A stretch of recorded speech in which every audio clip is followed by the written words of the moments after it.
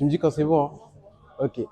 Bienvenue à tous dans une nouvelle vidéo YouTube. Aujourd'hui, je me permets de vous présenter l'exposition de Virgil Abloh. J'ai vu que beaucoup de gens se plaignaient en ligne de ne pas comprendre, de ne pas avoir les explications. Et bah, cette vidéo est faite pour vous. Je vais tout vous expliquer. It's okay. Donc, le premier meuble que vous allez trouver en rentrant, en fait, c'est tout ce que Virgil utilisait pour sa créativité.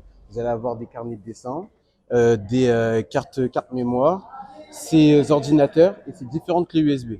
Et en fait, Virgile, il aimait bien conserver tout ce qu'il utilisait pour créer. Et du coup, bah, c'est pour ça, ceux qui connaissent Virgile savent que c'est important, même si c'est que des clés USB. On retrouve quelques-unes de ses pratiques, telles que l'architecture. Ça, c'est une chaise qu'il avait faite en 2021, juste un peu avant sa mort. Mais cette photo, on peut la retrouver, cette chaise, on peut la retrouver sur son Instagram. Ça, c'est un meuble qu'il avait réalisé avec Romertz en 2019, quand il a sorti sa première collection chez Vuitton dans son pop-up à New York, justement. Et lui, c'était vraiment un avant-gardiste. On le verra un peu plus tard dans l'exposition, mais lui, il portait déjà du Romertz, déjà avant que tout le monde porte du Romertz. Ensuite, on peut retrouver un sac, justement issu de sa collection numéro 6. Il y a plein de pièces de cette collection qu'on peut retrouver. C'est ça qu'on fait partie. Et là, on a un sample de la Air Jordan 1 Chicago, vraiment le grade de tous les sneakerheads. La paire, à sa sortie, elle est à 180 euros. Si je vais sur StockX, je pense que je la trouve à 10 000 euros. Et ensuite, on retrouve encore une fois ces pratiques architecturales, dont une chaise qu'il avait réalisée en plâtre. Suivez-moi pour le reste de l'exposition. Alors ici, on va retrouver sur cette table toute sa collaboration avec Jacob Co. Jacob Co, c'est le bijoutier qui a connecté Pharrell et Limigo. T'as capté la rime. Donc, Virgile, c'était quelqu'un qui aimait bien détourner les objets et il aimait bien donner des significations à des objets du quotidien, souvent le critiquer pour son originalité. Et ce qu'il aimait faire, c'était dire, bah, si j'utilise ça, vous pouvez pas me dire que c'est pas original parce que vous savez pas c'est qui l'a inventé, vous pouvez pas dire que j'ai copié. Et c'était un peu ce qu'il essayait d'expliquer justement avec les paperclips qu'on pouvait retrouver en zip chez les pièces Off-White et justement qu'on pouvait aussi retrouver en bijoux. Ensuite, ici, vous allez retrouver justement ses premiers travaux, dont un de ses premiers labels qui est Pyrex Vision. Donc vous retrouvez le film qu'il a réalisé en 2012-2013 à New York. Cette marque était inspirée du A$AP Mob. C'est A$AP Mob vraiment qui l'avait inspiré à créer cette marque avec A$AP Rocky, A$AP Yams, A$AP Fair, etc., etc. Une fois que le projet a été terminé, il voulait justement documenter Pyrex. Donc il a demandé à un de ses amis, Jim Joe, il a dit, Jim Joe, est-ce que tu peux me faire une œuvre d'art pour parler de Pyrex? Et du coup, Jim Joe, il lui envoie ce tapis-là qui dit que, en gros, Virgil, la seule chose qu'il a fait, c'est prendre des chemises Ralph Lauren et de augmenter, de printer Pyrex 23 derrière et de mettre un prix qui est affolant de 700% de marge. Et en fait, au début, il dit non en mode je vais pas dire ça. Puis en fait, il trouve justement qu'il y avait ce côté ironique. Il a dit, vu que justement c'est un peu cette approche Marcel Duchamp, bah, je vais garder le tapis. Et du coup, bah voilà, ce tapis aujourd'hui est iconique. Merci Jim Joe. Retrouver la reproduction, la villa de Barcelone de Luis Munier Vanderos, justement parce que Virgil c'est un architecte de profession et il était passionné par le travail de Luis Munier Vanderos, dont le pavillon à Barcelone. Même c'est là qu'il a shooté sa campagne pour une de ses collections Off-White et il a reproduit aussi ce décor dans la Fall Winter 21 avec le sac argenté dont je vous parlais tout à l'heure. Il a reproduit et ça donnait vraiment cet aspect un peu aéroport, rétro-futuristique, etc., etc. Et au mur, vous retrouvez la collaboration avec Braun qu'il a réalisée juste un petit peu avant sa mort. À ce même mur, vous pourrez retrouver une œuvre qu'il a peinte lui-même à la main et qu'il avait exposée dans une galerie qu'il avait créée qui s'appelait MT Gallery en 2018. Là, vous allez retrouver pas mal de pièces justement que Virgil a créées durant ses différents projets, Pyrex, Off-White et Vuitton. Et je ne vais pas vous parler de toutes les pièces, mais je vais simplement vous parler, moi, des pièces qui me touchent à cœur. Et la première, c'est celle-ci, issue de son premier défilé, Spring Summer 2019, avec Vuitton. Le défilé incroyable, Palais Royal, dernier look, Playboy Carty. Il faisait défiler des rappeurs, personne à part Virgil. Et la pièce, elle est incroyable. On peut voir le Louis Vuitton demain, c'est derrière en séquin façon.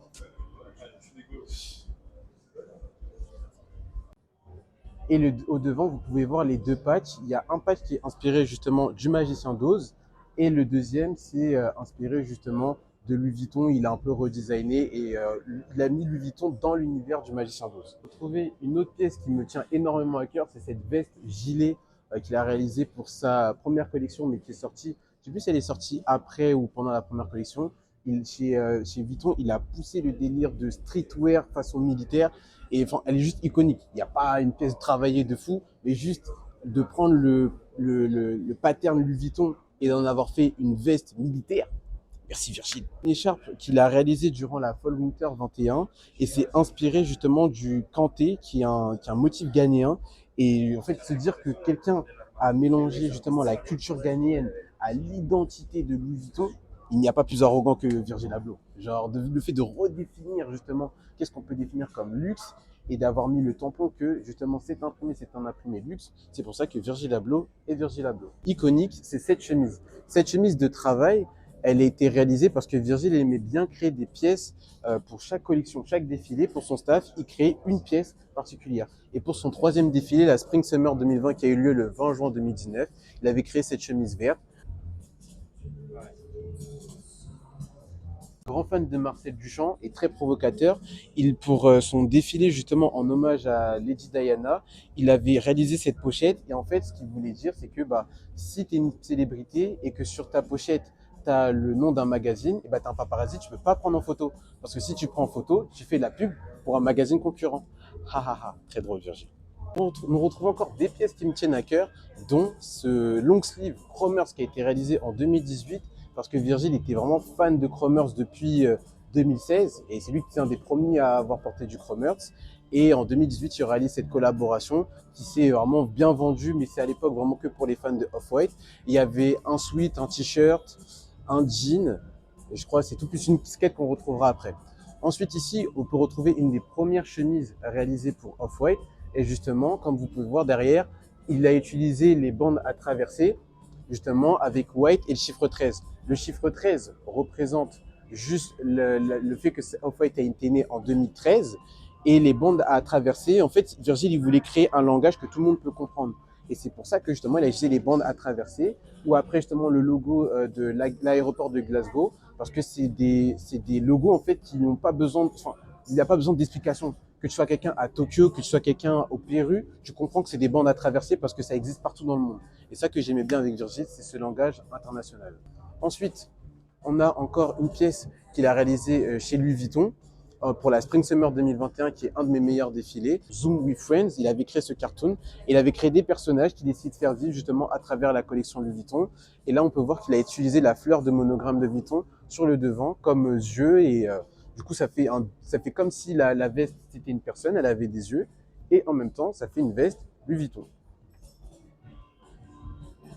T-shirt iconique. J'ai eu la chance justement d'avoir assisté au talk avec Travis Scott, où il racontait sa rencontre avec Virgil, et il expliquait que Virgil, lui, il était vraiment axé sur la communauté, et qu'il avait un groupe de DJ avec le gars de Gigi Jong, j'ai oublié son prénom, et Matthew Williams, Aaron Preston et Virgil Abloh, ils constituaient le collectif Bean Trill.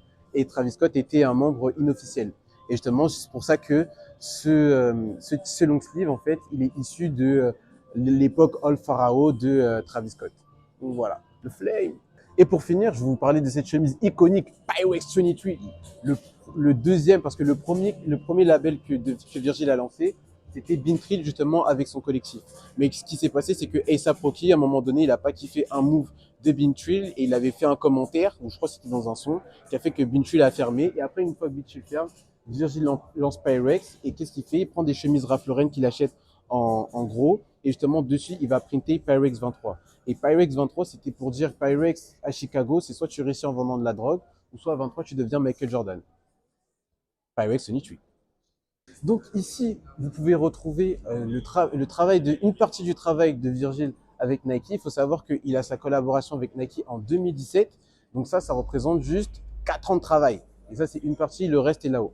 Donc il a fait des paires, justement, il a travaillé sur des paires iconiques comme la Air Force One, la Air Max 90, ou encore la Air Jordan 1, ou encore d'autres paires justement de running. Il y en a qui ont été faits justement pour Serena Williams et autres célébrités justement du monde du sportswear.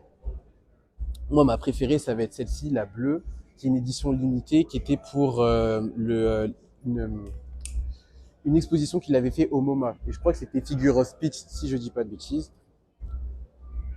Donc vraiment, merci Virgile pour les travaux. Sur cette partie-ci, vous allez retrouver différentes créations qu'il a pu réaliser, des collaborations avec Chromert comme avec les plots. En haut, vous allez voir, il y aura un sac justement issu de son projet 2054. Lui, il pensait à Vuitton qui a été créé en 1854. Il se disait, 200 ans après, à quoi ressemblera Vuitton? Donc, c'était un projet assez expérimental. Vous retrouverez aussi des vinyles qu'il a réalisés, des tableaux de sa collection personnelle avec Murakami ou des tableaux qu'il a réalisés lui-même, justement de sa collection Fall Winter 21 avec Tourist versus Purist et autres accessoires et aussi sa collaboration avec Evian. On continue. Oh là là, et ben ça c'est le soundtrack de Lauryn Hill. Ah là là. Vous retrouvez aussi la musique qui est associée justement au défilé de Virgil. Ici, vous allez retrouver une de ses dernières pièces qu'il a pu réaliser avant sa mort, c'est la bougie dans la Belle et la Bête. Et justement, pourquoi il a pris cette bougie de La Belle et la Bête? C'est parce qu'il avait un art store qui s'appelait Canary Yellow, la bougie jaune.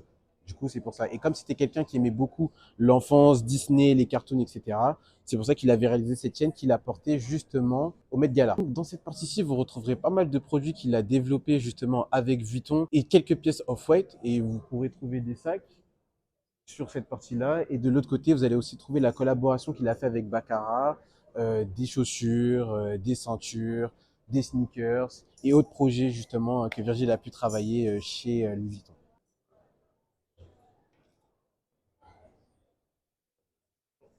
Sur cette étagère-là, en haut, vous retrouverez pas mal de pièces off-white qu'il a justement réalisées. Malheureusement, on ne peut pas les toucher ni les regarder, mais en bas, vous allez retrouver aussi pas mal de pièces Vuitton qu'il a pu réaliser, des pièces aussi off-white. En bas, vous pouvez voir, vous aurez du Pyrex, des collabs et aussi quelques items architecturaux qu'il a pu réaliser. Et juste à côté, dans l'espace à côté, vous retrouverez des ordinateurs où est-ce que vous retrouverez vraiment tous les dossiers sur sa collaboration avec Nike. Mais je ne sais pas si les dossiers sont téléchargeables. Moi, j'ai pas réussi à les envoyer. Mais voilà. Donc, au deuxième étage, vous allez retrouver, dans un premier temps, la reconstitution du bureau de Virgil Abloh chez Louis Vuitton. Donc, il y avait un miroir justement avec Time, que je crois qui est en référence au magazine The Times. Vous allez avoir aussi une casquette en collaboration avec Don C, qui est un ami à lui. Et vous allez avoir aussi son bureau, justement, où est-ce qu'il aimait bien DJ, avec toutes ses platines. Et certains, c'est en collaboration avec Pioneer, qui est justement une marque de DJ. Et là-bas, vous trouverez des archives, justement, qu'on ne peut pas toucher parce que c'est des prototypes et que les pièces, elles sont fragiles. Donc, si on les touche, vous connaissez les prototypes pour ceux qui ont une marque de vêtements. Sur cette partie-là, au niveau du mur, vous allez avoir la continuité justement des pièces qu'on peut retrouver en bas. Vous allez avoir par exemple ce tableau qu'il a réalisé avec Playboy Carty quand il était passé à son bureau justement en 2019. Vous allez retrouver aussi des pièces architecturales qu'il a pu réaliser, des valises justement en collaboration avec Nigo, Off-White et un drapeau qu'il avait réalisé avec Arthur Jaffray, un ami à lui, un tapis Off-White et d'autres pièces architecturales qu'il a pu réaliser. Dans cette partie-là, vous allez retrouver la deuxième partie de sa collaboration avec Nike. Et là, ça va être vraiment toutes marques confondues, donc Off-White et Louis Vuitton. Et il faut savoir que, encore une fois, Louis Vuitton, la collaboration, elle a lieu en 2021. Donc, les prototypes qui sont exposés, c'est juste un an de travail. Off-White, c'est depuis 2017. Donc, comme je vous disais quand on était en bas, c'est 2017-2021. Ça, c'est juste 4 ans de travail. Imaginez si on lui avait laissé le double. Donc, vous allez retrouver la collection The Ten, justement, avec la partie Ghost et la partie Revealing. Vous allez avoir la partie Sportswear. Et vous allez avoir aussi les dunks qu'il a pu réaliser. Et Travis Scott, il nous expliquait que, en gros, l'idée, elle était venue comment à Virgil? Il disait qu'il avait envie de proposer des SB Dunk avec 50 lacets différents. Et il a dit, au lieu de proposer 50 lacets différents, on va faire 50 paires. Et voilà comment le projet est né. Ensuite, vous allez avoir le travail qu'il a pu réaliser avec Vuitton. Et justement, bon, de toutes ces paires, malheureusement, ils ont perdu le contrat. Donc, il n'y a que quelques-unes qui sont sorties, dont la bleue, la verte, la noire là-haut, très, très, très limitée. Je crois il y a celle aussi en velours et celle-ci qui venait avec une malle. Soit c'est celle-là ou soit c'est celle-là. Elle venait avec une malle, justement, et qui a été vendue aux enchères, je crois, à 100 000 euros, quelque chose comme ça. Sur le mur, vous allez avoir encore du Off-White, justement, avec des Air Force One. Et justement, les paires que justement il a pu créer, c'est des paires que lui-même, c'est des paires de Nike que lui-même a créées. C'est pas un modèle qui a déjà existé, comme par exemple la Terraforma, qui malheureusement s'est arrêtée après 2 sorties. Il y a le coloris, celui-ci qui est sorti et celui en bas et les deux en haut. Et après, malheureusement, la paire a été arrêtée puisque Virgil Abloh avait déjà disparu. Je pouvais pas vous présenter l'espace sans vous parler de ma partie préférée, les Varsity. Il faut savoir que une des personnes qui m'a énormément inspiré à choisir la Varsity Jacket comme pièce accessoire clé de ma marque de vêtements, c'est Virgil Abloh parce qu'il mettait tout son amour et son talent de designer dans les Varsity Jackets. Vous pouvez retrouver des Varsity iconiques comme la verte qu'il a réalisée pour Louis Vuitton. Je pense qu'il n'y a aucune Varsity chez Louis Vuitton qui a mieux fonctionné que celle-ci. Vous allez retrouver aussi d'autres Varsity qu'il a pu réaliser avec Off-White. Il aimait vraiment bien, justement, comme je vous disais, personnifier, on va dire, que ce soit des accessoires ou des animaux, comme vous pouvez retrouver avec cette Varsity bleue qui a été présentée lors de du dernier défilé où est-ce qu'il a été défunt pour la Fall Winter 2022. Vous allez retrouver une Varsity qui n'a jamais été exposée, qui a été créée pour la collection en hommage qu'il voulait réaliser à Michael Jackson pour la Fall Winter 19 chez Louis Vuitton.